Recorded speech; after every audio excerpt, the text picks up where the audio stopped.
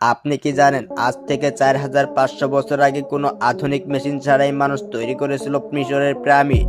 Pyramid আসলে তৈরি করা হয়েছিল ফ্রাউনদের কবর হিসেবে, বিশেষ করে গিজার গ্রেট পিরামিড যা ফারাও খুফু নির্মাণ করেছিলেন। এটা প্রমাণিত ইতিহাস। এখানে কোনো ভিন্ন গ্রহবাসীর প্রমাণ পাওয়া যায়নি, কিন্তু রহস্য এখানেই শুরু। প্রতিটি পাথরের ওজন 2 থেকে 8 টন, কিন্তু আজও কেউ নিশ্চিত না এত ভারী পাথর তারা কিভাবে তুলেছিল। পিরামিড এমন নিখুঁতভাবে উত্তর দক্ষিণে সাজানো যা আজকের জিপিএস কেও টাক্কা দেয়। আশ্চর্যের বিষয়, পিরামিডের ভিতরে রাখা খাবার দ্রুত পচে না এবং ব্লেড ধারালো হয়ে যায়। কিন্তু কেন, কেউ জানে না।